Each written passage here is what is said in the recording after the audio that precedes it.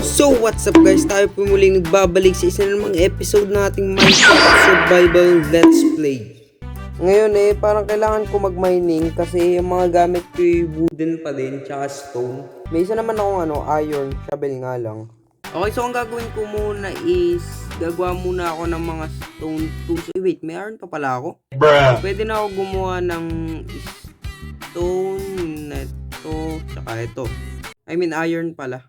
Magdadala lang pala ako ng wood para sa ilalim na ako gagawa ng torch. Okay na to? Ngayon is pagkain na lang kailangan ko. Sana may mga patatas na. Okay na siguro to. Ngayon is maghanap na lang ako kuweba para meron na akong makuha na ng mga diamonds tsaka mga iron. Alam ko may kuweba dito banda hindi ko lang tanda kung dito nga ba talaga yun.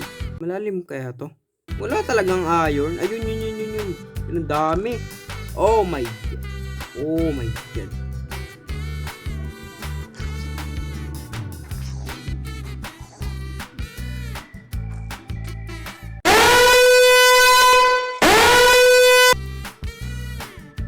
Ngayon kukolektahin ko na lang to. Buti nabuhay ako dun. Ang alam ko pala meron pa dito. Wow!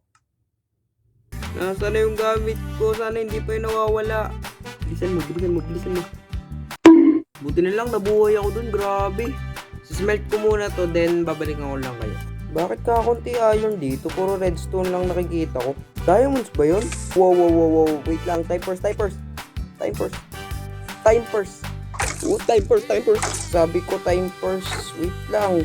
Kalma mo. Yun, 4 vein tong isa. Sana madami to. Kung isa lang. Okay na to, panggawa ng enchant. Wow. Okay na to, panggawa ng enchantment table. Saan nga ba yung labasan? Nakalimutan ko. Yo, may diamonds pa dun. Meron pa dito. Smelt ko na to. Sa palagay ko dito ko muna to tatapusin. And nakuha ko na yung objective ko kasi meron na akong mga ganito. And magkita-kita lang tayo next episode. See ya!